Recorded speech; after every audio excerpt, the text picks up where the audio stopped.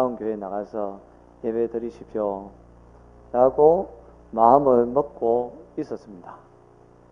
그런데 어떤 분이 누구를 전도해 가지고 오겠다는 거예요. 아직 그분이 안 오셨는데 오실지 안 오실지 모르겠지만 우리 교회 성도님이 그 가족들을 데리고 이번 주에 오시겠다 라고 하니까 세 가족이 오는데 왠지 우리 전사님이나 피아노 반주자가 없으면 우리 진주 팀장님도 봤겠지만 제가 노래 참 잘 못합니다. 원래 우리 찬양 인도자가 따로 있거든요. 찬양 인도자가 오늘 찬양 인도자는 오늘 근무 당직 때문에 나오지 못했습니다. 근데 이 세 가족이 오는데 목사가 더군다나 찬양 못하는데 반주자도 없고 이 프로젝트도 뜨지 않고 그러면 세 가족이 와서 얼마나 실족할까 싶어서 결국 우리 저임하고 반주자에게도 나오라고 했습니다. 근데 너무 감사하게 두 분은 이미 나올 준비가 되어 있더라고. 원래부터 나올 생각을 하고 있어서 더 감사했습니다. 저를 원망할 줄 알았는데 당연히 나와야죠. 네, 그렇게 말씀을 해주셔가지고 너무 감사했고 하여튼 전도해 오겠다는 거 아직 안 왔지만 우리 새로 오신 분이 일단은 왔으니까 어쨌든 참 잘 된 것 같습니다. 안 그랬으면 우리 가족하고 저하고 예배 드렸으면 얼마나 힘들었을까 그런 생각을 해봅니다. 합력하여 선을 이루시는 하나님을 찬양하는데요. 하여튼 명절인데 명절은 한국에만 있는 게 아니라 세계의 모든 나라에는 다 자기 나라만의 명절이 있죠. 중국도 지금 이제 그 명절을 보내고 있는 걸로 알고 있고 이스라엘도 1년에 3번 큰 명절이 있잖아요. 6월절이라든지 7.7절, 초막절 그 명절을 보내게 되는데 이 명절의 의미가 뭐냐 그걸 잘 알아야 됩니다. 기독교적인 관점에서 보면 그 명절은 하나님을 더 생각하는 시간입니다. 물론 우리가 유교적인 관점에서 봤을 때에 조상을 생각하는 그런 시간이지만 기독교적인 관점으로 보면 그 유월절 그런 것을 통하여서 하나님의 그 은혜 그리고 7.7절을 통하여서 또 그런 은혜 이 초막절을 통하여서 하나님이 지금까지 인도해 주신 그 은혜를 생각하는 그런 기간이죠. 예수님도 이스라엘의 그 명절을 꼭 지켰습니다. 이 초막절도 지키시고 유월절도 지키시는 그런 모습을 보게 됩니다. 이제 이스라엘 사람들은 이제 명절이 되면 평소에는 디아스포라 전 세계로 흩어져 있다가 명절만 되면 다 한 곳에 모이거든요. 그 사람들은 가족을 보기 위해서 모이는 게 아니잖아요. 우리는 명절하면 가족하고 만나기 위해서 모이지만 그 사람들은 예루살렘에서 모이거든요. 그러니까 왜 예루살렘에서 모이느냐? 하나님을 더 생각하기 위하여서 모이는 것이죠. 그런 점에 있어서 우리가 기독교인들이 명절을 보낸다라고 했을 때에 사실 우리는 명절에 더 하나님을 생각하는 그런 시간이 되어야 한다는 것입니다.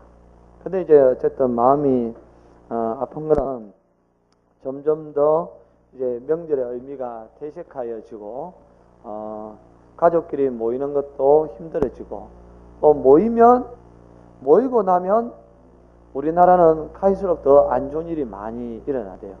명절을 지나고 나면 이혼 건수가 평소에 비해서 20몇 %가 증가한답니다. 그리고 명절이 끝나고 나면 각종 사건 사고가 증가하는 것을 볼 수가 있는 거죠.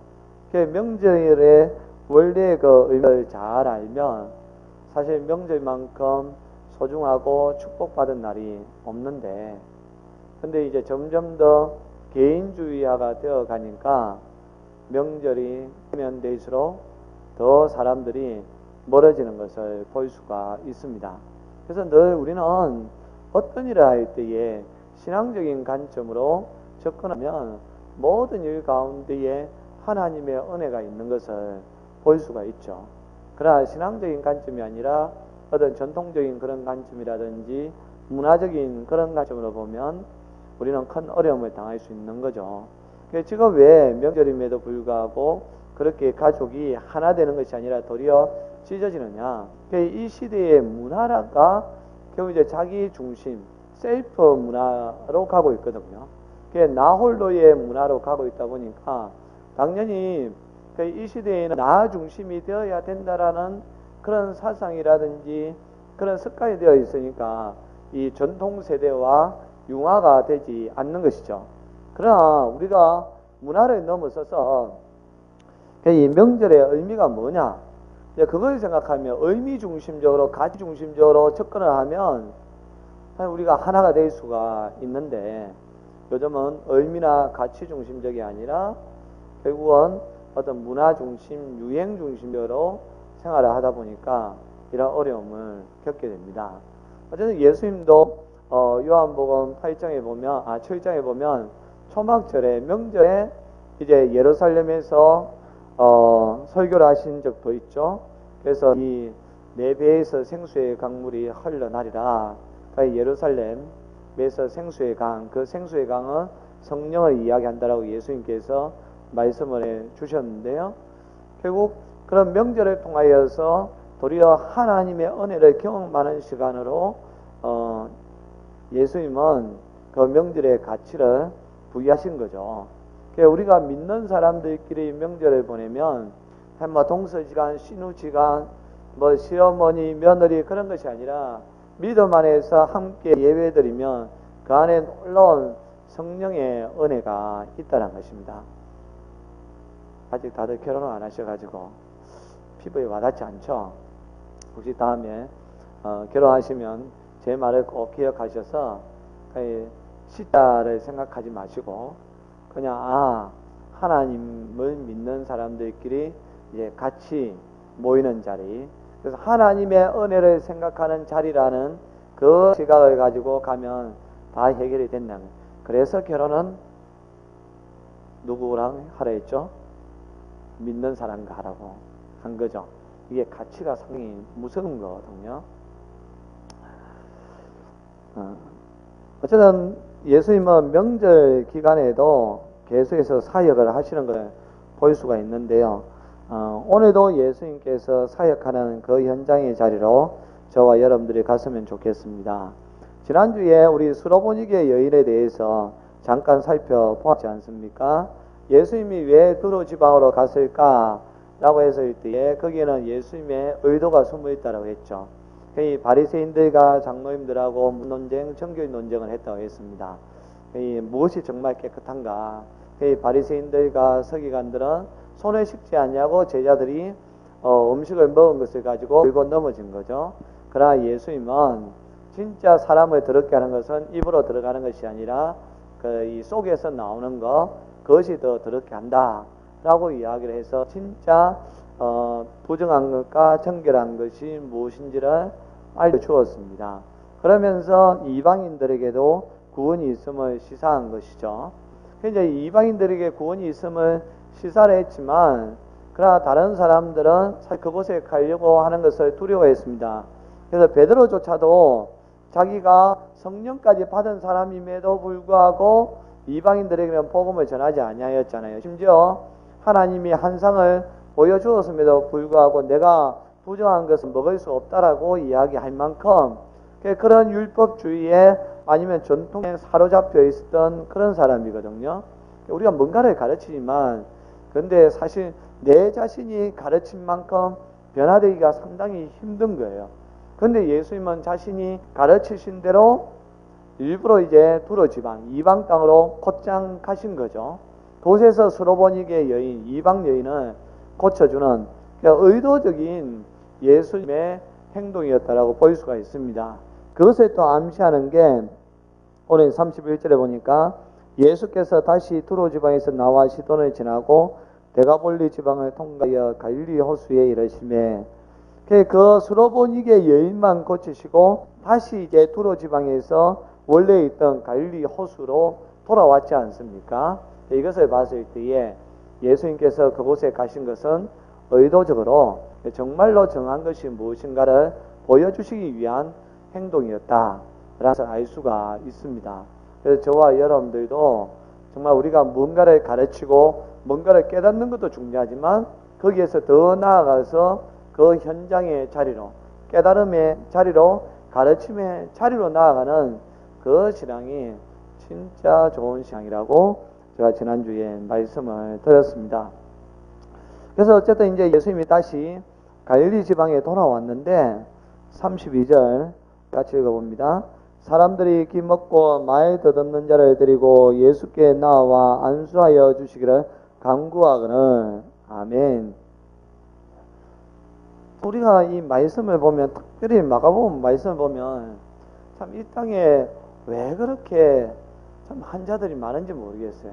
그러니까 예수님이 가는 곳곳마다 그냥 울부짖는 사람들이 있는 것을 보게 됩니다. 고쳐도 또 고침받아야 할 사람들이 있고, 고쳐줬지만 또 고침받아야 하는 사람들이 있는 것을 보게 됩니다. 그냥 가만히 보면 지금도 마찬가지죠. 저도 이제 기독교 상담학을 이제 대학원에서 전공을 했지만 참 미스테리합니다. 미스테리한 게 뭐냐면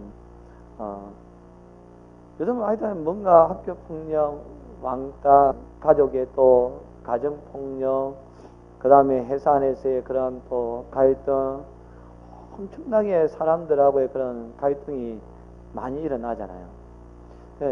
왜 이런 문제가 생길까? 우리가 옛날 같으면 사실 이런 문제를 해결할 수 있는 학문적인 그런 근거도 없었고 상담사도 없었기 때문에 참 이런 문제가 발생한다라고 뭐 이야기하면 말이 되죠. 근데 요즘은 학교마다 다 상담사가 있습니다. 보건소에도 다 그런 사람들 되어 있고, 동네마다 곳곳에 심리센터 그런 것이 다 있습니다. 그럼에도 불구하고 더 울부짖는 사람들은 늘어나는 거죠. 이거 미스테리하지 않습니까? 우리 대학원에서 내가 공부할 때 그 교수님이 했던 말이 아주 기억에 남는데요. 그 교수님은 정확하게 이야기하시더라고요. 이 상담 기법이 한 150가지 정도 된대요. 그는 다르게 이야기하면 상담에는 정답이 없다는 거죠. 여러분, 어떤 사람이 어떤 문제를 가지고 나와왔습니다. 사실 그 사람 상담하려고 하면 150가지가 넘는 상담 기법 가운데에 어떤 상담 기법을 적용해야 되는지 일단 그거 찾기가 힘들다는 거예요. 딱 하나면 할 수가 있겠는데 도대체 이 사람은 그 많은 상담 기법 가운데에 어떤 상담 기법으로 접근을 해야 될까? 여러분, 일단 그거 자체가 힘든 거예요. 그래서 상담을 하지만 상담 받을 때는 뭔가 된 것처럼 보이지만 지나고 나면 또다시 그런 고민을 할 수밖에 없는 거죠. 우리가 알아야 할 것은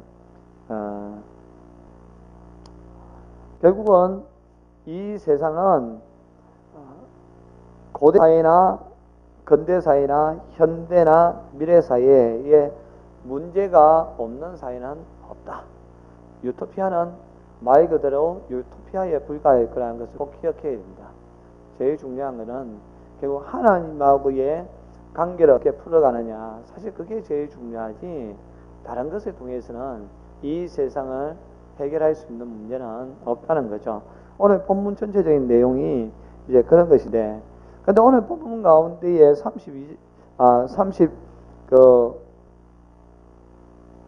2절, 30도 우리 3절, 33절 안 읽었죠? 제가 읽어드리겠습니다. 예수께서 그 사람을 따로 데리고 물을 떠나사 손가락을 그의 양귀에 넣고 침을 뱉어 그의 혀에 손을 대시며, 기먹고 많이 더듬는 사람은 사람들이 예수님에게 데리고 왔습니다. 근데 예수님이 이 사람을 치료하는 방법이 좀 독하죠. 33절에 보니까 따로 데리고 무리를 떠났다. 왜 따로 데리고 갔을까요? 그리고 이상하게 치료하지 않습니까? 손가락을 그의 양귀에 넣고 침을 뱉어서 그의 혀에 손을 대시면, 현대에 이렇게 치료하는 법이 있을까요? 없잖아요. 자, 일단은 우리가 먼저 생각해야 될 것은 왜 따로 데려갔을까요? 그는 예수님이 환자의 인권을 배려하는 차원이 있습니다. 어떤 말인가 하면, 자, 수로보니게 여인이라든지 혈류증 여인은 자기 자신이 예수님에게 나와왔습니다. 그러니까 그 자기의 부끄러움을 무릅쓰고 나왔다는 거예요. 그 아예 자존심을 내려놓고 나왔죠. 자기 자신이 자원해서 나왔으니까. 근데 오늘 성경에 보면 기먹고 말 더듬는 자는 기먹고 말 더듬는 자 스스로 온 것이 아니라 사람들이 데려왔습니다. 이거는 그런 의미가 있는 거죠. 만약에 그 시각장애, 눈을 보지 못한다면 어떻게 예수님을 찾아가야 할지 모르니까, 보이지 않으니까 그 사람이 남의 도움을 받고도 올 수가 있었겠구나 생각할 수 있지만, 근데 이 사람은 말을 더듬고 귀가 안 들리지만 눈은 볼 수가 있거든요. 다르게 이야기하면 어떻게 보면 전체적인 이 배경으로 봤을 때에 이 사람은 자기가 의도해서 찾아왔다기보다는 다른 사람들이 억지로 데려온 그런 느낌이 조금 보인다는 거죠. 이 사람의 입장에서는 여전히 자기의 뭔가 자존심이 남아 있는 거거든요. 자기가 100% 원하지 않은 상태에서 예수님이 치료 행위를 했을 때에, 더군다나 그 치료 행위가 사실 사람의 자존심을 조금 건드리는 그런 치료 행위를 하는 거예요. 이 양귀에 손을 넣는 것, 이것까지는 어느 정도 이해가 됩니다. 그런데 그 다음에 예수님이 어떻게 행동을 합니까? 침을 뱉은 거죠. 침을 뱉어가지고 그 다음에 그의 혀에 손을 대었다.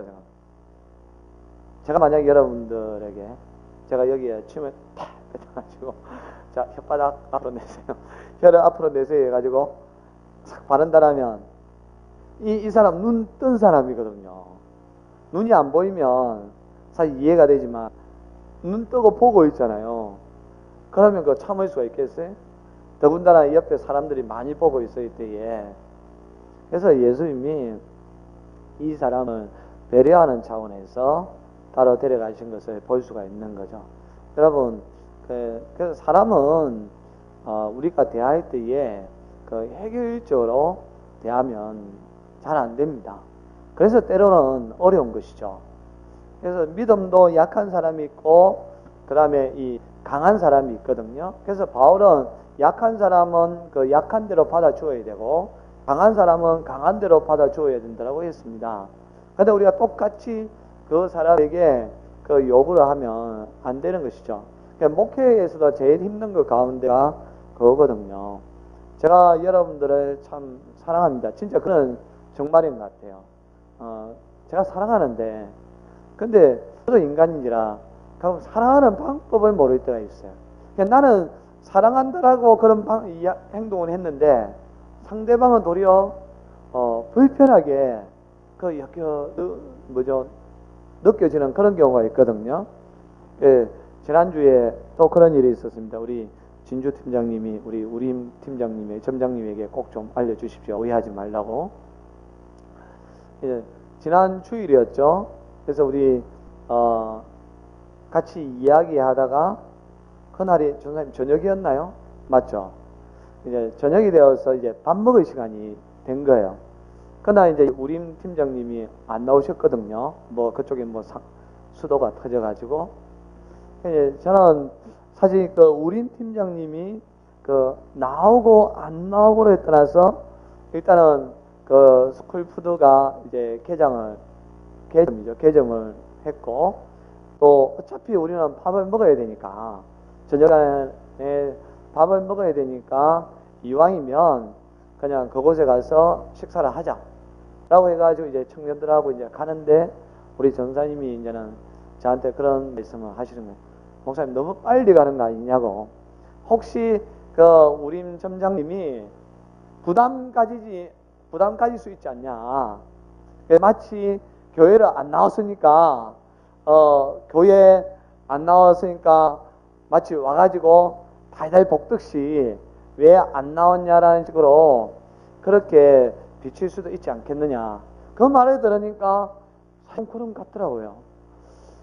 저는 그런 의미에서 사실 간 건 아니죠. 어차피 만약 그날 저녁을 안 먹어야 된다라면 제가 그곳에는 안 갔을 겁니다. 그러나 저녁을 어차피 먹어야 되기 때문에 이왕이면 그래도 우리 교회에 등록한 그 이 스쿨푸드에 가서 식사를 하는 게 목사로서는 또 당연한 거거든요. 보통 교회 목사님들이 이왕이면 뭔가 식사할 때에는 자기 교회 성도가 격려하는 곳에 가서 식사를 하지 않습니까? 그래서 저는 이제 그런 관점으로 이제 갔는데, 아니나 다를까 이제 우리 팀장이 좀 놀라는 거죠. 물론 이제 뒤에는 제가 다시 한번 이제 설명을 했죠. 그러니까 어디 볼리보로 어차피 맞아요. 그날 우리 코스트코 가는 중이었으니까 가는 또 더군다나 중간에 이제 그 스쿨푸드가 있었으니까 그래서 이제 가는 길에 그냥 밥 먹고 간다고 들렸다라고 이제 이야기를 했거든요. 그게 참 그게 어렵다는 거죠. 누군가를 사랑하는 것은 맞는데 그 사랑하는 그 태도, 방법 그게 상당히 어렵습니다. 아마 여러분들도 경험할 거예요. 누군가를 만날 때 그 사람을 소중히 여기는 것은 맞지만 그 사람을 어떻게 내가 소중히 여긴다는 것을 보여줄까? 사실 그게 쉬운 게 아니잖아요. 그런데 예수님의 오늘 모습 가운데에 참 사람을 배려하는 그런 모습이 있는 거죠. 중요한 거는 그냥 그 사람이 고침받는 게 중요하다고 생각하지만 그러나 예수님은 그 사람이 자원에서 나왔다기보다는 다른 사람들에 의해서 나왔기 때문에 이 사람의 입장에서는 여전히 자존심이 있거든요. 여러분 환자들이 의외로 자존심 많은 거 아시죠? 특별히 어떤 장애우들이 일반 사람들보다 자존심이 더 많습니다. 조금만 그런 것에 대해서 우리가 그 사람을 조금 낮게 본다든지 쉽게 이야기하면 상당히 기분 나빠하는 사람들이 그런 사람들이거든요. 그러니까 예수님은 이 사람을 아무도 보이지 아니하는 곳에 따로 가서 이제 이 사람을 치료하는 것을 볼 수가 있습니다.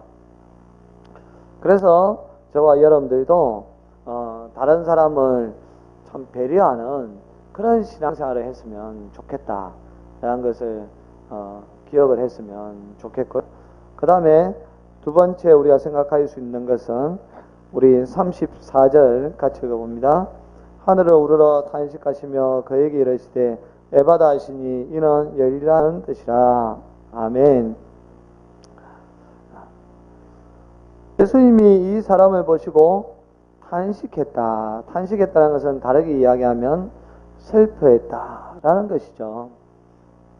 그래서 예수님은 이 사람을 정말로 아파했습니다.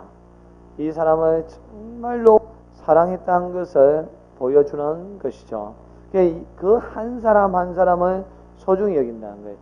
여러분 우리가 신앙생활 할 때에 아니면 누군가하고 대인관계를 할 때에도 여러 사람을 만나다 보면 어느 순간 무감각해질 때가 있는 거예요.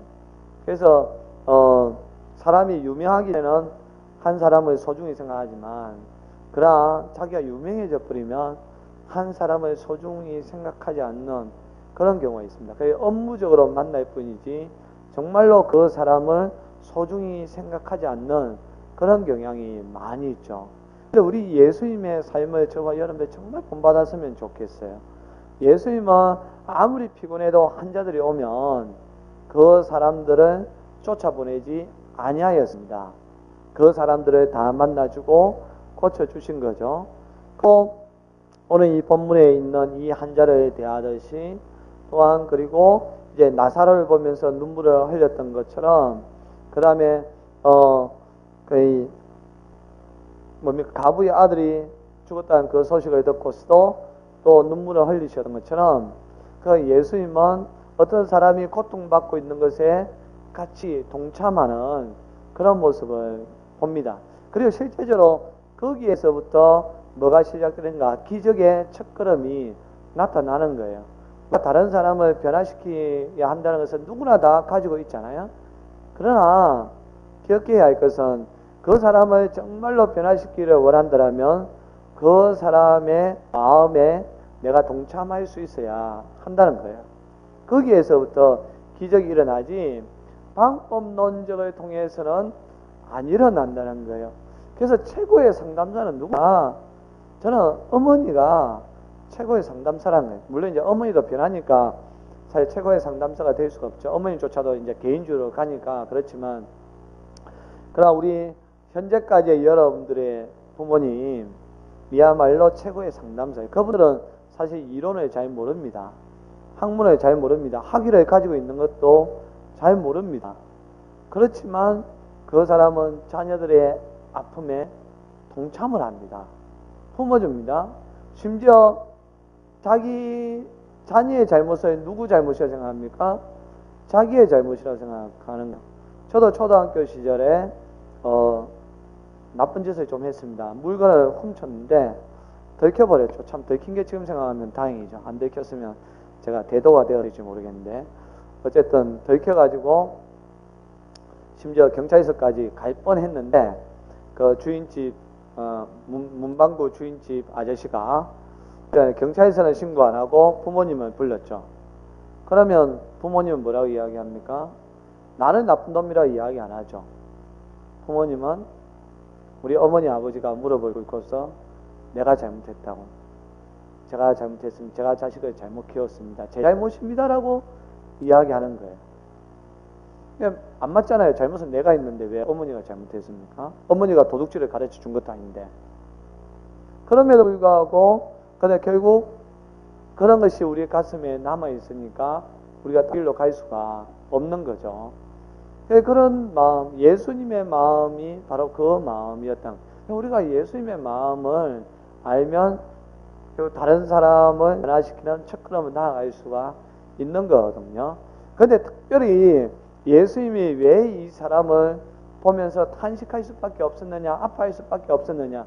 여러분, 그 사람의 형편을 알면 우리가 보면 정말 탄식할 게 많아요. 눈물 흘려야 될 게 너무나 많이 있습니다. 이 사람은 기가 먹고 그 다음에 말이 안 되는 사람이에요. 결국 소통이 안 되는 거예요. 다른 사람들하고 전혀 소통이 안 되는 환경 가운데에 살아가는 겁니다. 여러분, 소통이 안 되는 그 고통을 여러분들은 아시나요?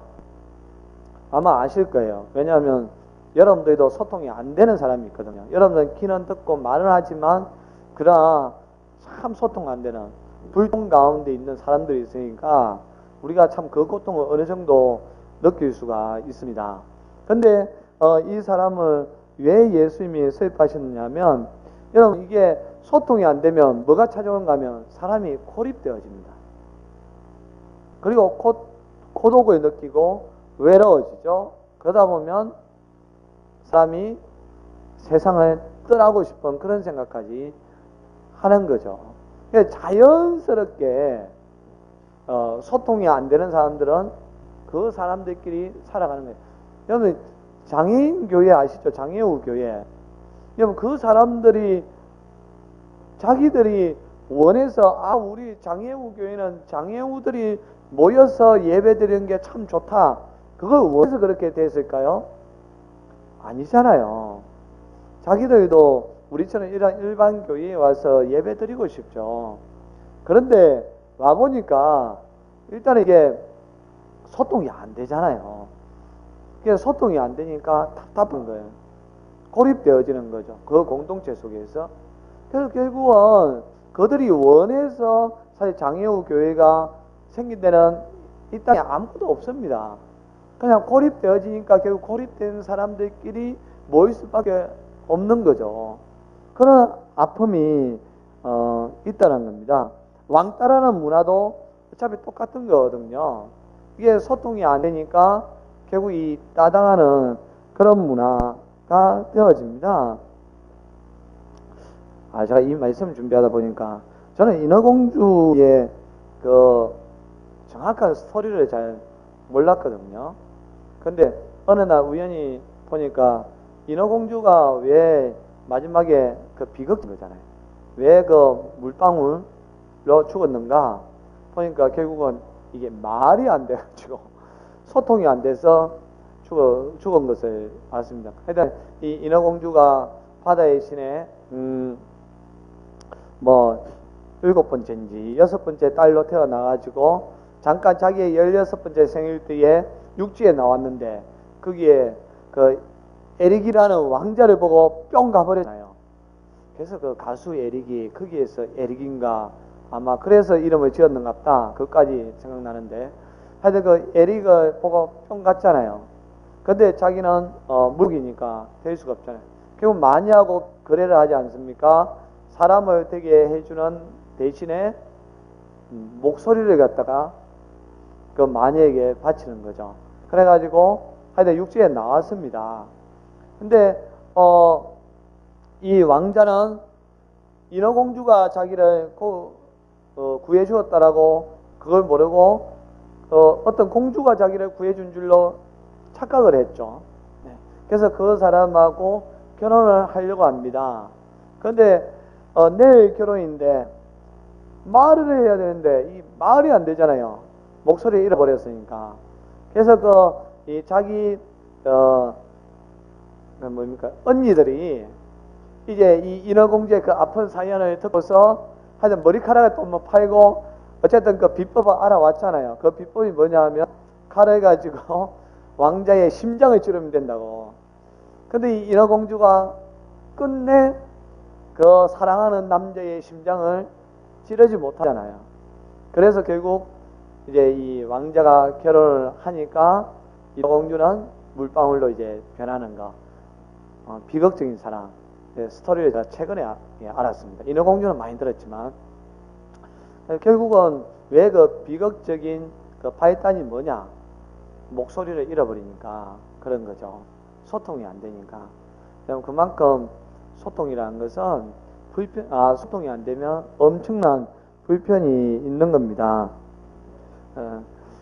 또 예수님이 이 사람의 아픔을 아는 이유가 뭐냐면 예수님 삶 자체가 참 소통되지 않은 것에 대해서 고통을 가지신 분이거든요. 백성들하고 소통되지 않냐고 특히 바리새인들과 서기관들, 장로들, 그 당시 종교 지도자들하고는 완전히 불통 가운데 있는 거예요. 그래서 예수님이 너희가 듣기는 들어도 듣지 못하고 보기는 보아도 보지 못한다라고 질책을 할 만큼 너무너무 이게 불통 가운데에 있는 거예요. 그러니까 예수님이 어떻게 보면 이 사람은 어떤 육신적인 그런 불통 때문에 고통을 당하고 있다는 것을 알고 있었지만 예수님은 영적으로 이게 소통되지 않는 그 고통을 알고 계시거든요.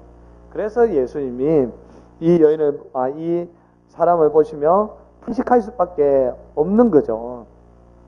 그래서 예수님이 하늘을 우러러 탄식하시며 그에게 이르시되 에바다 하시니 이는 열리라는 뜻이다 라고 했습니다. 에바다 라고 그렇게 외쳤겠죠. 그러니까 그 불통되었던 그것이 소통돼서 볼 수가 있습니다. 여러분 아까 말씀드린 것처럼 여전히 이 시대에도 불통관계가 너무 많아요. 더 소통이 안 되고 불통되는 것을 보게 됩니다. 명절 이야기도 했지만 요즘은 소통이 안 돼요. 부모와 자녀들끼리도 소통이 안 되죠. 심지어 게스트도 소통이 안 된다는 그런 이야기가 있죠. 그럴 때 어떻게 하겠어요? 이런 상담기법 154가지 중에 150가지 넣는 것 중에 하나 가지고 상담을 하면 될까요? 다 압니다. 심지어 자기 자신이 왜 소통이 안 되는지조차도 알고 있습니다. 그런데 왜 안 됩니까? 자기의 자존심 때문에 안 되는 것이죠. 그럴 때에 주께 맡기라는 겁니다. 열리라라고 정말 열리기를 원한다라고 주님을 통하여서 나아가면 너와 나 사이에 나와 너를 통해서 만나면 잘 안 돼요. 그러나 주님을 통해서 그 사람을 만나면 되게 되어 있습니다. 그게 사랑이라는 거죠. 여러분, 사랑은 서로를 보는 게 아니에요. 사랑은 어느 한 곳을 같이 보는 게 그게 사랑입니다.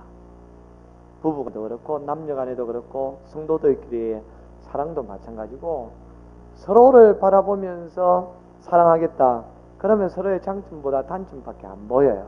우리가 주님 때문에, 주님 안에서 주님을 위하여서 사랑해야지 라고 하면 여러분, 내 건 내려놓을 수가 있는 거예요. 그 사람에게 다가갈 수가 있는 거죠. 거기에서 소통이 일어난다는 겁니다. 그리고 이제 세 번째 또 중요한 게 있습니다. 36절 그리고 봅니다. 예수께서 그들에게 경고하사 아무에게도 이르지 말라 하시되 경고하실수록 그들이 더욱 널리 전파하니. 아멘. 참 이게 좀 뭔가 아이러니한 게 있죠.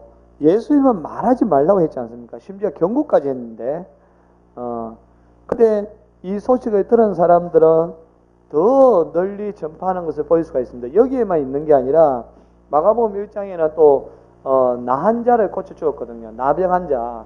세상에만 보이고 절대로 이야기하지 말랬는데 또 이 사람이 널리 또 전파하는 것을 보게 됩니다. 저는 이제 두 사람 양쪽 다 약간은 이상하죠. 왜 예수님은 어차피 알게 될 거 왜 말하지 말라고 했을까? 그것도 이상하고. 그래, 두 번째, 아니 이 사람은 좀 말하지 말라 했으면, 예수님이 그렇게 이야기했으면 말을 안 해야지 왜 이렇게 입이 싸가지고 이 돌아다니면서 막 말을 할까? 이게 참 가끔 궁금하지 않나요? 성경 읽다 보면 차라리 아니면 이런 구절 자체를 빼버리든지, 아니 말하지 말라고 경고했는데 왜 경고하는 예수님도 뻔히 말할 줄 알면서 왜 자꾸 경고하는지, 그리고 말하지 말라고 이야기 들은 사람은 왜 자꾸 그것을 남들에게 말을 할까? 저도 한참 동안 그런 고민을 했는데, 중요한 것은 뭐냐면 예수님이 경고를 했느냐 아니면 이 사람들이 말을 했느냐 안 했느냐가 중요한 게 아니라 그 예수님의 태도가 중요합니다. 여러분, 이게 뭐냐면 그런 것이죠. 우리도 이제 가끔 그런 경우 있잖아요. 내가 그 남들에게 선한 행위를 했습니다. 그냥 아무도 모르게 은밀한 중에 했어요. 그런데 간혹 그게 드러나는 경우가 있거든요. 그러면 어떻게 되는가 하면 자기의 원칙은 드러나지 않는 것이 원칙이기 때문에 나는 드러났으니까 다음에는 이런 선한 일 자체를 안 하는 사람들이 있습니다. 간혹 교회에도 있죠. 가끔 저는 이 무명으로 이제 헌금을 할 때가 있습니다. 그리고 어떤 교회에 이제 헌물한다 해가지고 어떤 분이 이제 무명으로 이제 헌물을 하는 경우가 있거든요. 그러면 기어이 목사님은 또 누가 그걸 헌물했는지 찾아내는 또 독특한 목사님이 간혹 계세요. 그리고 심지어 그런 경우도 있거든요. 당회에는 알아야 된다 해가지고, 교인들은 몰라도 되지만 그래도 이 교회 내에 이런 프로젝트를 설치를 했다든지 뭐 누가 피아노를 기증했으면 교인들은 몰라도 되지만 당회원들은 알아야 되지 않냐. 그래서 누가 했는지 알려달라 막 목사님에게 요구하는 경우도 있습니다. 그러면 이제 목사님은 어쩔 수 없이 그래요, 장로님들만 꼭 알고 계십시오. 어느 뭐 권사님이 어느 집사님이 헌물했습니다. 그럼 이제 그게 딱 그 안에서만 끝나야 되는데 세상의 일이 안 그렇잖아요. 장로님은 누구한테 이야기하겠어요? 부인한테 이야기하죠. 또 부인은 또 누구에게 이야기하겠어요? 주로 부인이 권사님이니까 또 권사여서 이야기하죠. 결국 이제 그 소식이 당사자에게 들리는 거예요. 그러면 그 사람이 실족하죠. 상처받고 아예 이제 교회를 안 나오는 그런 경우가 있거든요. 이게 현실 속에도 일어납니다. 말하지 말라 했는데 그걸 말해가지고 더욱더 막 사람들에게 퍼지는 경우가 있죠. 결국 말한 것도 그게 나쁜 일이 아니라 좋은 일이기 때문에 목사님 입장에서는 또 이야기하는 경우도 있거든요. 그러나 당사자인 같은 경우에는 사실 그게 불쾌하다는 겁니다. 나는 몰래 하고 싶은데 그게 드러났으니까. 자, 그러면 어떻게 해야 되겠어? 이 당사자의 입장이라면, 그럼 앞으로는 이 사람은 그렇게 함부로 하지 않는다든지 헌금하지 않는다든지 또 심지어 남을 도와주지 않는 그런 경우가 많거든요.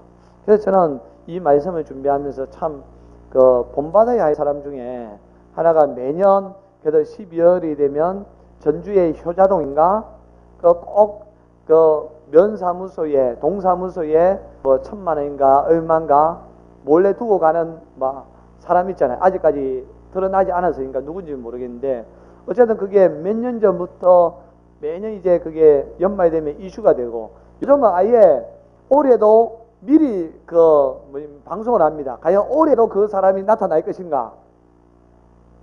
이 언론이 선한 행위를 하는 사람이 선한 행위를 하게끔 내버려둬야 되는데 어쨌든 언론은 또 그거에 사람들이 관심을 끌기 위해서 막 추적하잖아요. 그러면 보통 사람 같으면 자기는 몰래 하기를 원했는데 이게 드러나니까 안 하는 경우가 있거든요. 그런데 이 사람은 계속해서 합니다. 올해는 또 어떨지 모르겠지만 여러분 예수님이 그랬다는 거예요. 우리는 왜 예수님이 경고했느냐, 왜 이 사람이 말을 했느냐 그게 중요한 게 아니라 예수님의 태도가 어땠냐. 예수님이 말하지 말라는 다른 건 아니죠. 아직 자기의 때가 안 되었기 때문에 이제 예수님이 그렇게 이야기하신 거지만 그러나 예수님은 이 사람 널리 전파하였다 해가지고 예수님이 자기를 숨기셨느냐? 그건 아니라는 거죠. 그럼 사역을 포기했느냐? 그건 아니라는 거예요. 계속해서 자신이 가야 할 그 길은 갔다는 거예요. 여러분, 우리 신앙생활에 이거 아주 중요해요. 우리가 뭔가 좋은 일을 하려고 할 때에 그렇잖아요. 뭐 옛날 말처럼 빗자루 들고 막 청소를 오래간만에 착한 일을 한번 해보려는데 어머님이 네 어쩐 일로 청소를 다 하냐면 청소 안 하듯이 공부 못하는 애가 어쩌다가 공부 좀 해보려고 하는데 엄마가 깜짝 놀래가지고 야 네가 어쩐 일로 공부를 하니 해가 서쪽에서 뜨겠다라고 하면 공부하고 싶은 마음이 싹 사라지잖아요. 사라지면 안 되죠. 부모님이 그런 말씀을 하시던 다른 사람이 내가 선한 일을 할 때에 거기에 대해서 뭐라고 하시던 중요한 거는 나의 태도 아닙니까?